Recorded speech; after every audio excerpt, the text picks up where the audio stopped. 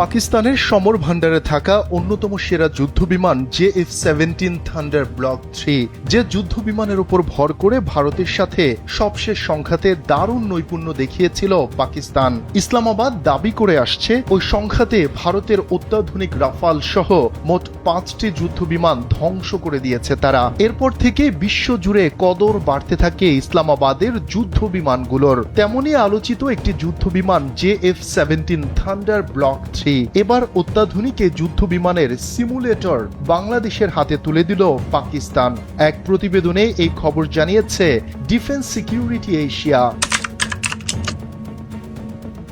যুদ্ধবিমানের simulator হলো এমন একটি বিশেষ প্রশিক্ষণ ব্যবস্থা যেখানে আসল যুদ্ধবিমান না উড়িয়ে পাইলটদের উড্ডয়ন, যুদ্ধ পরিস্থিতি, আকাশের ডগ ফাইট, জরুরি অবস্থা মোকাবিলা ও অস্ত্র ব্যবহারের অনুশীলন করানো হয়।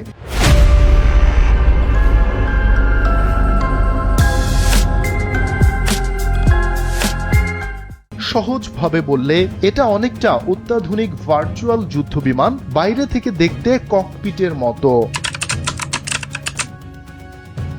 সামরিক বিশ্লেষকরা মনে করছেন এটি যুদ্ধবিমান কেনার আগের ধাপ, মানে বাংলাদেশ পাকিস্তানের এই যুদ্ধবিমানটি হয়তো ক্রয় করতে চায়। সেক্ষেত্রে এটি কিভাবে অপারেট করতে হয় তা রপ্ত করাটা জরুরি। বিমান বাহিনীকে সেই প্রশিক্ষণ দেওয়ার জন্যই সিমুলেটর হস্তান্তর করল ইসলামাবাদ। এতে যুদ্ধবিমান ক্রয়ের পর দ্রুত সেটি ব্যবহার করা যাবে।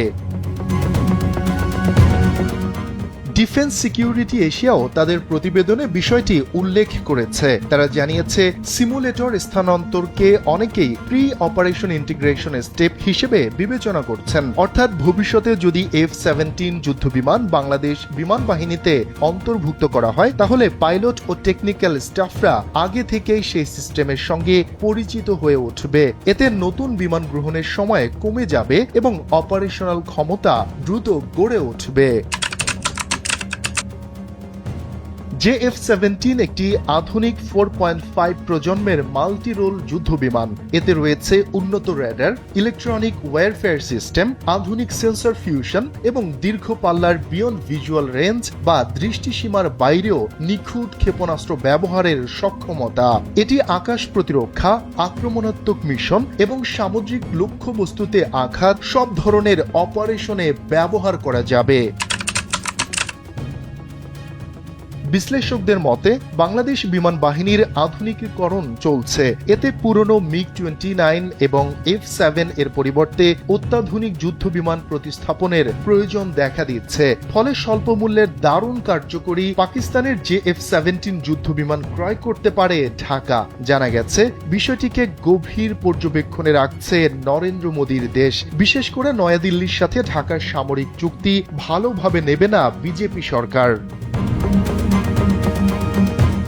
ওই প্রতিবেদনে আরও উল্লেখ করা হয়েছে প্রাথমিক ধাপে একটি স্কোয়াড্রন বা 16টি বিমানের সরবরাহ পরিকল্পনা থাকতে পারে, যা পরবর্তীতে 48টি পর্যন্ত সম্প্রসারিত হবে। তবে এখনো পর্যন্ত বাংলাদেশ পাকিস্তান এই বিষয়ে কোনো আনুষ্ঠানিক চুক্তি করেনি। শফিকুল ইসলাম শান্ত, NPB।